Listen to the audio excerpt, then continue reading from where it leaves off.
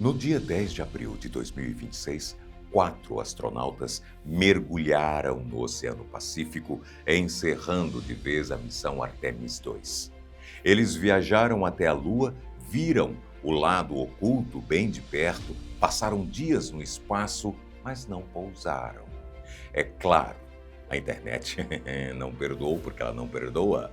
Os comentários se encheram de gente dizendo que isso prova que nunca fomos à Lua, que era tudo uma farsa. Calma aí. Hoje, aqui no Top 10, nós vamos bater um papo com você para explicar de um jeito muito simples a engenharia por trás dessa missão atual. Mas antes da gente entrar nesse mistério, ajuda o canal a bater a nossa meta de 10 milhões de inscritos. Tá fazendo o que aí, ué? Qual é? Qual foi? Por que tu tá nessa? Vem comigo.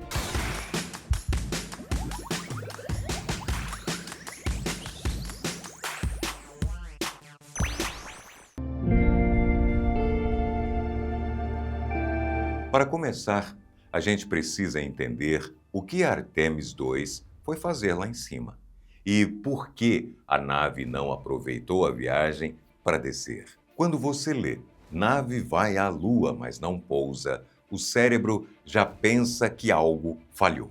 Mas a Artemis 2 é um sucesso absoluto. Ela simplesmente nunca foi programada para descer no solo lunar. A tripulação decolou no dia 1º de abril com uma missão: ser o primeiro grupo de humanos em mais de 50 anos a viajar para o espaço profundo. O foco era testar se a nave Orion mantém a tripulação viva nesse ambiente hostil. Testar como o ar, água, temperatura e radiação vão reagir. Nessa viagem, eles quebraram o recorde de distância da Terra que pertencia a Apollo 13. Mas e por que não descer se já estavam tão perto? Porque a Orion não foi feita para isso. Ela não tem trem de pouso. O design funciona em partes igualzinho na Apollo. A Orion é uma nave pesada, feita para proteger os astronautas na viagem de ida e volta e para sobreviver à reentrada na atmosfera. Para descer da órbita da Lua até o chão, você precisa de outro veículo, muito mais leve, com propulsores feitos para uma descida suave no vácuo e com força para decolar de volta depois. A Orion não faz isso, e esse outro veículo ainda não está pronto.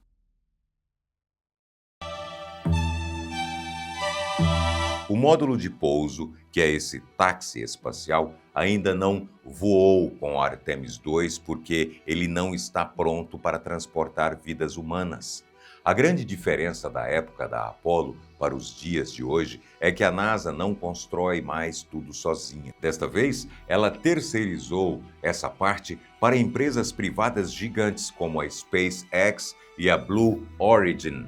A grande aposta para os primeiros pousos é a nave Starship da SpaceX. Só que tem um detalhe: estamos falando de uma nave que tem o tamanho de um prédio de vários andares. É muito maior e dezenas de vezes mais pesada que aquele antigo módulo lunar da Apollo. Imagina a dificuldade matemática e física de fazer um prédio de aço descer, frear e pousar suavemente no chão da Lua. Para piorar, para ter combustível suficiente para descer e subir, essa nave gigante precisa literalmente encher o tanque flutuando no meio do espaço. Uma tecnologia de reabastecimento em órbita que a engenharia atual ainda está testando. A NASA tem uma regra de ouro hoje em dia: nenhum astronauta vai entrar nesse módulo até que ele faça voos de testes sozinho, sem ninguém dentro, e prove que é 100% seguro. Esse táxi lunar está nas fases finais de teste. Quando ele estiver totalmente aprovado, aí sim, nas próximas missões, os astronautas vão viajar na Orion, encontrar esse módulo lá no espaço, trocar de nave e descer para a Lua.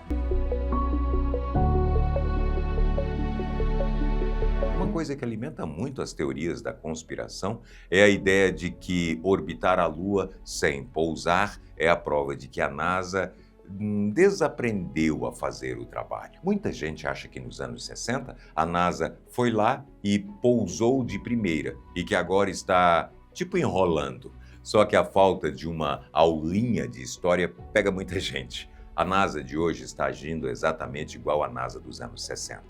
O sucesso da Apollo não aconteceu da noite para o dia. O Neil Armstrong não chegou para trabalhar numa segunda-feira, sentou num foguete que nunca tinha voado e pousou na Lua na terça. Antes do famoso pouso da Apollo 11, tiveram várias missões de teste que também não pousaram. A Apollo 8, por exemplo, foi a primeira a levar humanos até lá. Eles deram a volta na Lua, tiraram aquela foto clássica da Terra nascendo no horizonte e voltaram para a Terra, sem encostar o pé no chão. Exatamente a mesma coisa que a Artemis 2 fez agora. E teve a Apollo 10, que foi ainda mais ousada. Os astronautas chegaram lá, entraram no módulo de pouso, desceram até ficarem a apenas 15 quilômetros do chão da Lua e deram meia volta.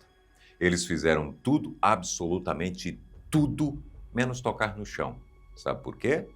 Porque eles precisavam testar os radares e os motores de subida antes de arriscar a vida da próxima equipe.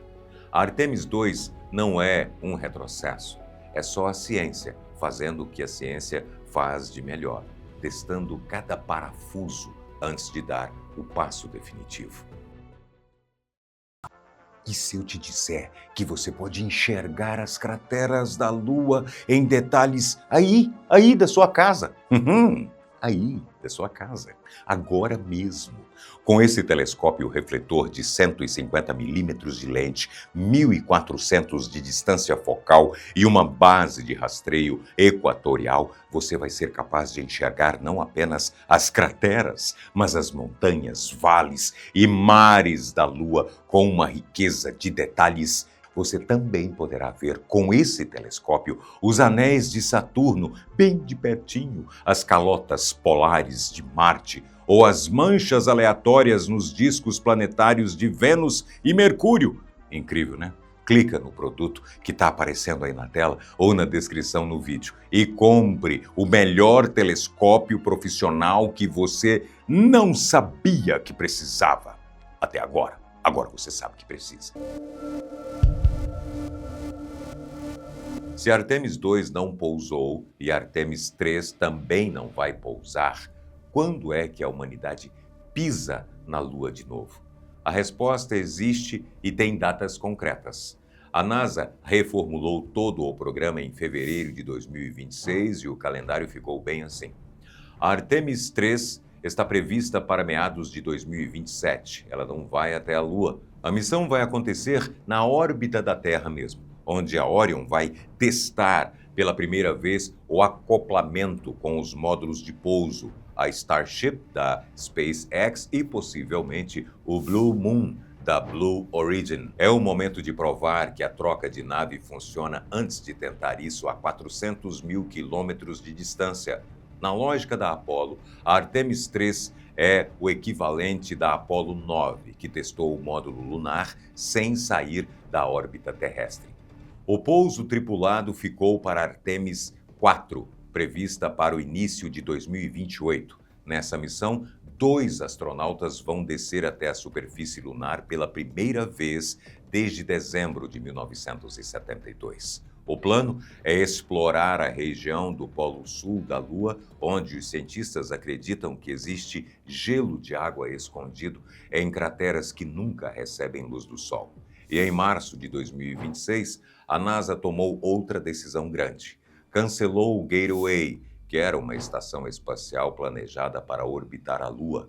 A ideia era usá-la como ponto de parada entre a Orion e a superfície, mas o programa decidiu ficar direto no chão lunar sem escalas. Ou seja, não é que a NASA está enrolando, existe um plano, um cronograma, e cada missão cumpre uma etapa específica antes da próxima.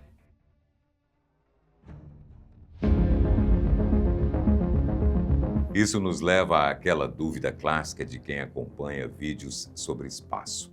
A pergunta aparece em praticamente todo o vídeo sobre a Lua. Se a gente já tinha o Saturno V em 1969, por que a NASA não pega as plantas da época e constrói de novo? A resposta é bem direta, porque a infraestrutura daquela época literalmente deixou de existir. O mundo mudou.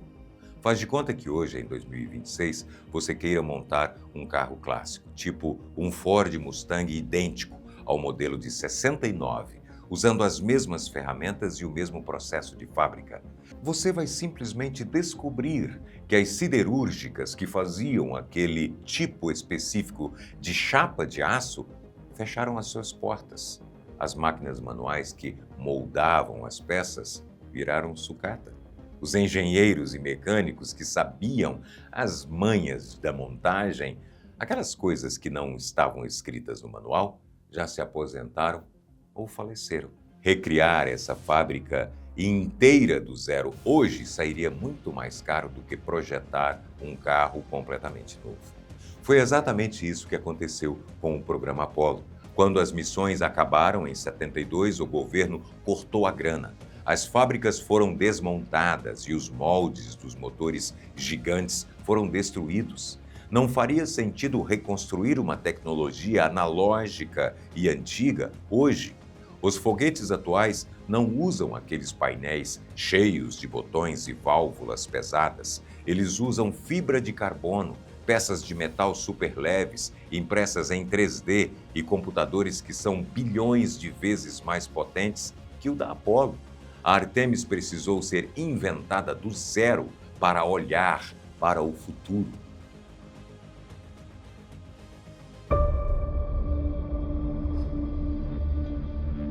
Tem um fator histórico que muita gente esquece de colocar na balança quando compara os anos 60 com o nosso ano de 2026. O quanto a gente topava arriscar a própria vida.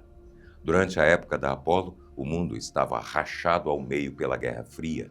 Ir à Lua não era só um projeto de ciência bonitinho, fofinho. Era uma demonstração militar e política. Era sobre mostrar quem mandava no mundo.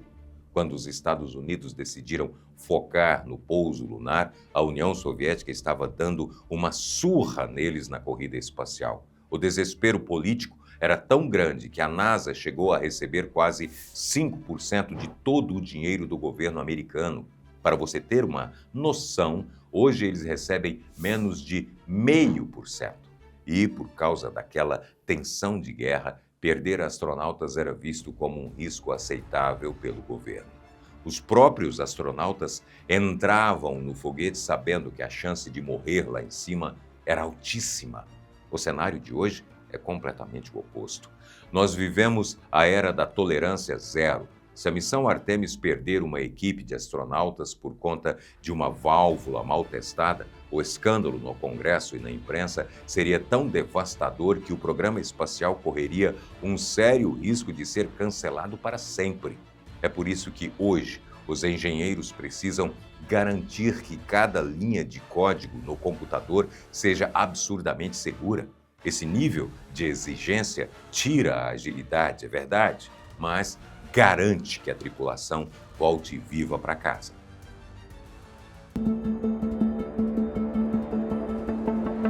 Agora que você já entendeu como a engenharia atual funciona, a gente pode entrar na parte favorita de muita gente, os mitos clássicos. Por que a bandeira balança se não tem vento na Lua? E onde foram parar as estrelas do céu nas fotos? O caso da bandeira é simples. A NASA sabia que a Lua não tem vento, então o pano ia ficar caído, feito um pano de chão. Para resolver isso, eles costuraram uma haste de metal horizontal no topo, funcionando como um varal. E por que ela balança nos vídeos? Quando o astronauta gira o mastro para fincar no chão, a energia mecânica passa para o tecido. Como não tem ar para frear, ele vibra por alguns segundos. Mas se você reparar no vídeo, assim que o astronauta solta o mastro, a bandeira congela na hora. E a falta de estrelas? Técnica de fotografia. A superfície da Lua reflete uma quantidade absurda de luz solar, para fotografar o astronauta de traje branco, sem que a foto virasse um borrão de luz, a câmera precisava de uma exposição muito rápida, rápida o suficiente para mostrar o astronauta sem explodir a foto de luz, mas curta demais para registrar o brilho distante das estrelas. Teste aí no seu celular. Tire uma foto à noite do lado de um poste forte. O poste sai nítido e o céu sai preto. Se você acha que as explicações das câmeras daquela época não convencem, as provas modernas resolvem o assunto de uma vez por todas. Muita gente só aceita acreditar se mandarem um satélite moderno para fotografar o que ficou lá. A questão é que já fizeram isso, e faz tempo, viu? Desde 2009, uma sonda da NASA chamada LRO orbita a Lua tirando fotos em alta definição. E as zonas de pouso de todas as missões Apollo aparecem claríssimas no mapa. Nessas imagens você consegue ver o pedaço da nave que ficou para trás, dá para ver os jipes lunares estacionados e, o mais impressionante, as trilhas escuras no chão marcadas pelos astronautas ainda estão lá, intactas.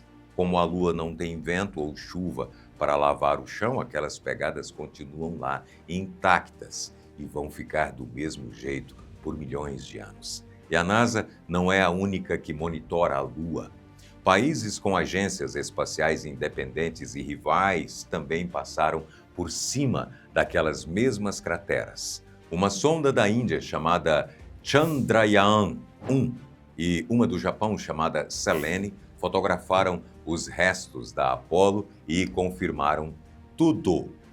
Para essa fraude existir hoje, você teria que acreditar que os governos da Índia e do Japão estão editando fotos falsas só para proteger a reputação dos Estados Unidos da América. Convenhamos, né? Faz o menor sentido. Pelo amor de Deus. O nosso segundo lugar traz as provas que você pode literalmente tocar. Durante os 6 pousos lunares, os astronautas não ficaram só passeando. Eles trabalharam como geólogos e trouxeram quase 382 quilos de rochas e poeira. E a NASA não escondeu isso num cofre escuro, ela enviou pequenos pedaços para milhares de cientistas e laboratórios no mundo inteiro. Se essas pedras fossem falsas ou pegas num deserto qualquer na Terra, a comunidade científica global teria denunciado a fraude no dia seguinte. As rochas lunares têm uma impressão digital química impossível de se copiar. Elas não têm água na composição e são cheias de marcas microscópicas de radiação cósmica. Marcas que a atmosfera do nosso planeta não deixa acontecer com as pedras daqui. Descobriram até minerais que não existem na Terra. Um deles ganhou o nome de armalcolita. É uma homenagem aos 3 astronautas da Apollo 11, Armstrong, Aldrin e Collins. E não foi só o que eles trouxeram, foi o que eles deixaram lá. Os astronautas instalaram pequenos painéis no chão da Lua que são cheios de espelhos especiais. Até hoje, agora em 2026, astrônomos de vários países do mundo disparam feixes de laser na direção exata daquelas crateras. O laser viaja pelo espaço, bate nos espelhos deixados lá por Neil Armstrong e volta para os computadores aqui na Terra. É assim que a gente sabe que a Lua se afasta da Terra uns centímetros por ano. E esses espelhos não nasceram lá em formato de cubo. Alguém teve que colocar com as próprias mãos. A ciência por trás de tudo isso é ou não é fascinante? Se você gosta de explorar esses fatos, desvendar a história de um jeito claro e direto, sem onda, vem fazer parte da nossa comunidade. Clica em Seja Membro aqui embaixo. A gente te agradece de coração. E para fechar o nosso Top 10 com chave de ouro, a maior de todas as provas não tem a ver com geologia nem com foguete. Tem a ver com o fator humano e com o pior inimigo dos Estados Unidos. Para entender 1969, você tem que lembrar que americanos e soviéticos se odiavam. A União Soviética, usando a inteligência da KGB, tinha satélites gigantescos e radares escutando o espaço 24 horas por dia para tentar pegar os americanos no pulo. Quando a Apollo 11 decolou, os cientistas russos ficaram escutando tudo. Eles interceptaram o sinal de rádio, as conversas da nave de forma independente. Através de cálculos de matemática, eles rastrearam exatamente de onde aquele sinal estava vindo e bateram o martelo. A transmissão vinha do solo lunar. Se o Neil Armstrong estivesse gravando aquele áudio de dentro de um estúdio, num deserto escondido na Terra, os soviéticos teriam percebido na hora. Eles teriam chamado a imprensa do mundo todo, exposto à farsa americana e vencido a Guerra Fria, ali mesmo, humilhando os Estados Unidos. Em vez disso, o que os soviéticos fizeram?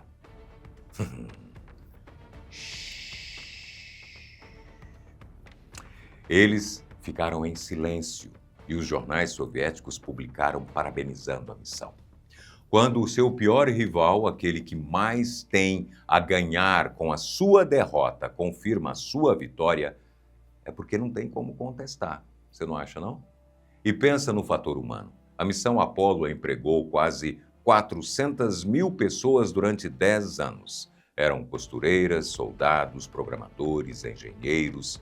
Guardar um segredo cabeludo entre 3 pessoas na família já é quase impossível. Imagina que 400 mil pessoas guardariam a maior mentira da história do mundo por mais de 50 anos, sem ninguém soltar um documento ou dar uma entrevista reveladora para ganhar milhões de dólares. Quebra qualquer lógica de como o ser humano funciona. Sem falar no conluio ou conchavo de uns 4 governos pelo mundo afora. Resumindo a história, Artemis II está sendo um sucesso. Orbitar sem pousar faz parte daquele processo metódico de testar tudo antes, exatamente como a Apollo fez no passado. O avanço da ciência hoje exige que a gente tenha calma e priorize a vida humana acima de tudo.